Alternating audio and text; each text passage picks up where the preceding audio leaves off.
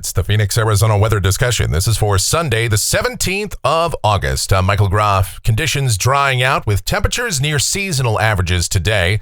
Continued dry conditions and somewhat warmer temperatures tomorrow, and that warming trend is going to continue for the week ahead. Afternoon highs getting well above average.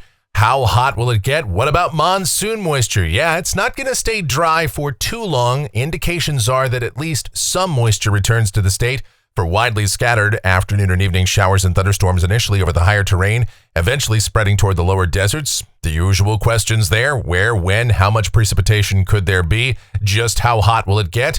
We'll get to that. Plus, we'll check on the tropics again, see what's happening with Hurricane Erin, and so much more as we dive on in and discuss in just a moment. Hey everyone, it's Michael Groff here to talk to you about your roof. With all the extreme weather we have in Arizona, you need a name you can trust, and that's why you should call Blackstone Roofing Group for all of your roofing needs. Call for your free inspection today. Big or small, they do it all. Tile, shingle, or flat roofing, they can help. Offering free inspections and more. Roofing made easy. Call 602-536-9363 or visit blackstoneroofinggroup.com to schedule your free inspection today. And if you tell them Michael Groff sent you, they'll take $500 off the price of your roof replacement. Again, that's 602-536-9363 or blackstoneroofinggroup.com. All right, let's get to that almanac from yesterday. 106 degrees the afternoon high after a morning low of 84, and that's about as close as you can get to seasonal averages. Those average temperatures at 105 and 84. 115 degrees, fortunately nowhere near that, the record high for the date.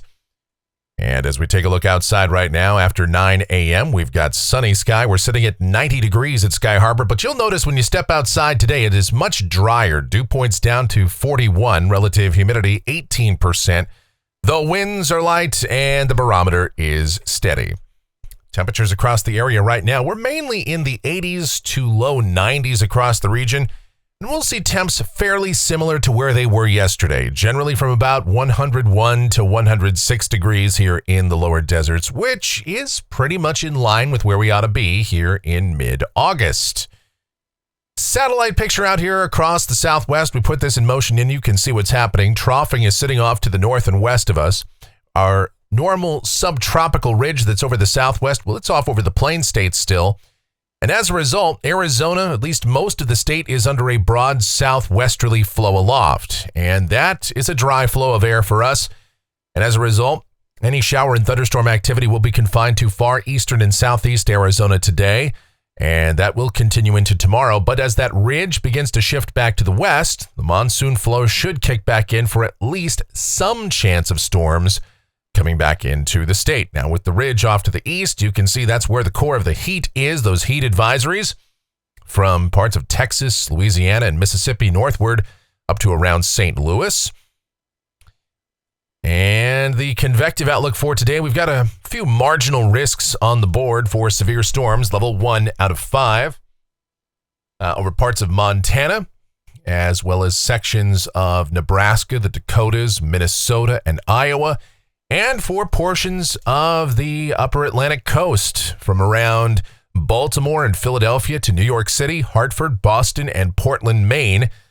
Now in Arizona, the southeastern portions of the state are in the green. Thunderstorms are possible well to the south and east of Phoenix today, and really concentrated over the higher terrain, but even at that, they'll be just widely scattered in nature. Here's the latest on the tropics in the Atlantic Basin. We have a new wave that's off the African coast that's out there in the eastern Atlantic. Lots of time to watch that. There's a little feature off the east coast of the United States that we're not going to worry about. In between those, you've got Hurricane Erin. Now, Erin is a Category 3, maximum sustained winds 125 miles per hour. It is now northwest of Puerto Rico. It'll pass north of Hispaniola. And this is going to make that big turn to the northwest, then the north, then the northeast. And it should perfectly go right between the east coast of the U.S. and Bermuda. And this is likely not going to be a threat to land. And that's great news. And we kind of can confirm that, at least based on how things are trending right now off the tropical model set here. This is the ATCF set on Erin. All of these models, well, almost all of them, do bring it well east of the east coast of the U.S. There's one that kind of directs it toward Florida. That's a clear outlier. And that one that brings it up toward the Outer Banks of North Carolina. We've had that one model or two on all of these that keep doing that. And of course, people on social media gravitate to that for some reason. I'm sure it has nothing to do with clickbait or engagement. Then the GFS ensemble, it's pretty much the same story. The European ensemble, it's the same. Well east of the East Coast, the ensemble mean, that's what you want to pay attention to in this. The black line, the black squares there. So this should hopefully be a fish storm. All right, closer to home, the precipitation outlook. This is valid through next Sunday morning from the WPC. Rain amounts in Phoenix, maybe we could see something, a few hundredths of an inch across parts of far southern southeast Arizona and up along the rim country. As much as 1/4 to 1/2 inch with isolated spots seeing more. And of course, whenever we show you this graphic, your amount will vary. This represents an average of what you'll see across the area. And yes, indications that monsoon moisture, while gone for now, will come back by the middle and latter portion of the week. It's still uncertain as to how much, but we'll try to nail that down a little bit better as we get into the models right now, see what the future may hold. Here we go. This is the GFS, the 06Z run, valid at 2 o'clock this afternoon. The upper look at 500 millibars. It's about 18,000 feet off the ground. On the far right of your screen, that's Aaron, still moving to the west-northwest, making that turn to the northwest today. We've got a trough over the northeast Pacific. We've got a ridge over the nation's heartland and up into the Great Lakes.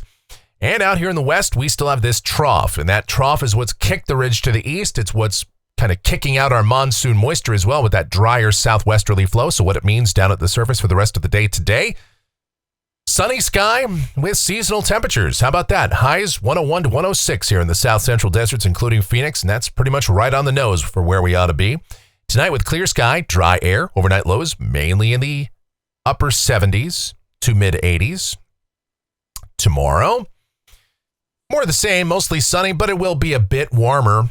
High temperatures around 103 to 107. Still, that's pretty much not anywhere out of bounds for mid-August in Phoenix. We all know it can be much hotter than that. Now, by Tuesday, the ridge is shifting back toward the west. It's getting closer to Colorado, northern New Mexico. The flow aloft is switching back out to the southeast. And the monsoon moisture, while it is out of here, it's not very far away, so it won't take long for that to start to be advected back into the region. We should see that maybe as early as Monday night over parts of eastern Arizona. Certainly by Tuesday, widely scattered afternoon and evening showers and thunderstorms. We can't rule out an isolated storm drifting into the lower deserts, including Phoenix, but that seems like a fairly low prospect, and 10% might be a generous chance of precipitation for Tuesday night. But either way, with the ridge getting closer and strengthening, temperatures will be headed up. Daytime highs, getting back toward 110 degrees here in the valley. Let's keep it going. This is Wednesday. Now the ridge is centered near the Four Corners. That's a great position for it to bring in that southeasterly flow, the monsoon moisture. The only problem, the caveat, is that the ridge will be rather intense. Upper heights about 597 decameters. So, as we've talked about on previous videos, the thermal profiles here in the lower deserts are going to be rather warm. And that's fairly stable. We're not going to see the steep lapse rates. The air aloft will be somewhat warm, so we're going to have kind of that capping inversion. Still, with southeasterly flow, showers and thunderstorms will develop over the higher terrain of eastern and southeast Arizona during the midday and afternoon hours and be pushed toward the lower deserts. If we can get some strong outflow boundaries, we could kick off maybe some new storms across the valley late Wednesday afternoon, Wednesday evening. And so that's about the best chance we'll see for storms is that scenario, at least initially. So most of the storms would just be capable of producing gusty winds and blowing dust. High temperatures on Wednesday, with the presence of that strong ridge, I'd say highs anywhere from about 110 to 114 degrees, and it's pretty much the same story on Thursday. The flow aloft is out of the southeast. The ridge is still roughly near the Four Corners, kind of meandering around there. So some monsoon moisture will be in place. And still, widely scattered afternoon and evening showers and thunderstorms will be around the south central deserts, maybe somewhat more scattered over the higher terrain. But again, with the ridge being as intense as it is, storm coverage will not be as great as it otherwise would be. Still a low-grade monsoon forecast, and that's going to continue on Friday. This is Friday evening. And again, yes, scattered afternoon and evening showers and storms in the higher terrain, widely scattered storms in the lower deserts. Indications are by the end of the week, the ridge weakens slightly. So when that happens, we should see at least somewhat steeper lapse rates. And with that southeasterly flow, it sure looks like we'll still have the chance of storms around here. As we go to next Saturday, it's more the same. Now, of course, on any one of these days, if, let's say, Friday turned out to be more active, Saturday would likely be less so. And the GFS is kind of going with that. So maybe widely scattered thunderstorms still possible, mainly in the afternoon and evening hours on Saturday. It's kind of a repetitive forecast, a low-grade monsoon forecast, and that's what we're going with here. With highs trending down by the weekend, still above average, though. Highs about 107 to 111. Let's keep it going. Here's a week from today. This is Sunday, the 24th. And now the ridge is centered near Las Vegas, a 594 ridge. The flow aloft is east-northeasterly for us, so showers and thunderstorms that develop over the rim country will be pushed southwestward toward the lower deserts. That's not a bad setup for some precipitation in here. So we'll at least go with, at the very least, a low-grade monsoon forecast, maybe upgrading that just a little bit as we get closer. But this is still a week away. Things can change. Temperatures would still be fairly toasty, but probably down another degree or two. This is Monday, the 25th. And again, it's basically the same story. The ridge is flattening out a bit, meandering around the southwest. So daily chances of showers and storms will be with us, at least slight chances. Going out to the end of the forecast period, this is Tuesday, the 26th, and now the ridge kind of disorganized, a 591 ridge centered near El Paso. The flow aloft is broadly southerly, so we'll continue with at least a chance at showers and storms. The GFS may be bringing in some type of disturbance, but again, this is out at 10 days. There's no way to time any discrete features like that, but boy, the GFS sure does ramp up the coverage of showers and storms with a weaker ridge, somewhat cooler air aloft. I suppose that is possible. We'll keep an eye on that, but models have really tried to steer the forecast toward an up ramp in precipitation way out here toward the end of this coming week, the following weekend, and the early into the following week. That last week of August. And sure, we'd be really big fans of that here if that came to be. But, you know, we're going to cautiously hold our breath on that, right? All right, looking at rainfall for Phoenix. This goes out through the end of the month, through the 31st. This is off the GFS ensemble. The mean is up at about a half an inch, and it's kind of the same story. European AI.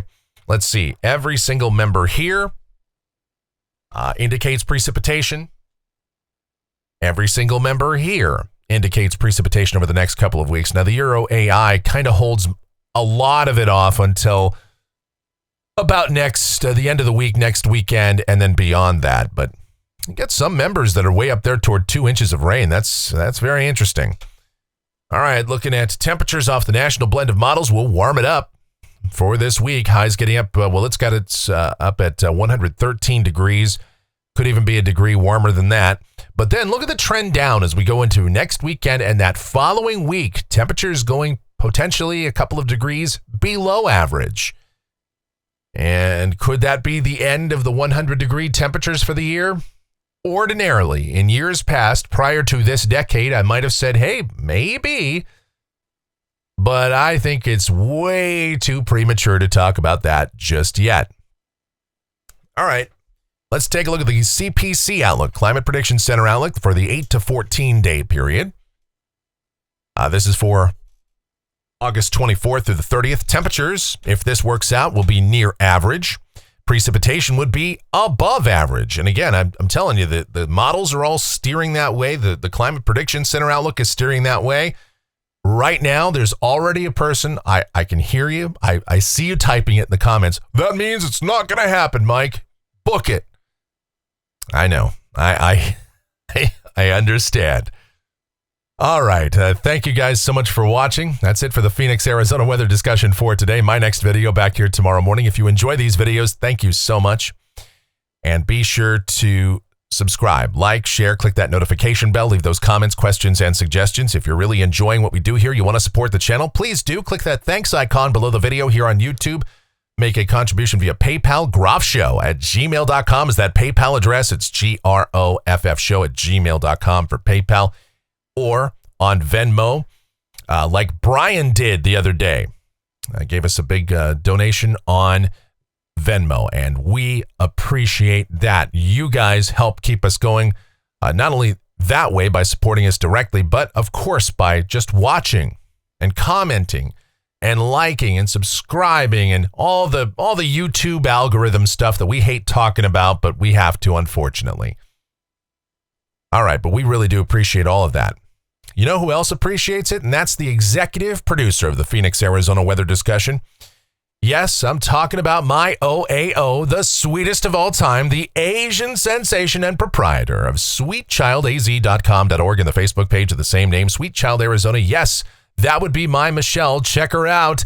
Blogs, videos, everything Michelle related, and undoubtedly Adriana related. It is all linked up down in the description, so check that out. Otherwise, our streaming station, I want you to check that out too. It is available 24/7, 365. It's called KMGX. We play a ton of music and have a lot of fun over there.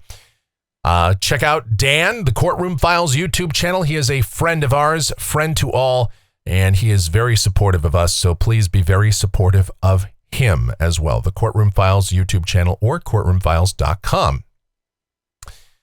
All right, that's it. Thank you so much for watching, all of your continued support. It is immensely appreciated. Please be safe, stay cool, stay hydrated out there, and you guys have yourselves a delightful rest of your Sunday.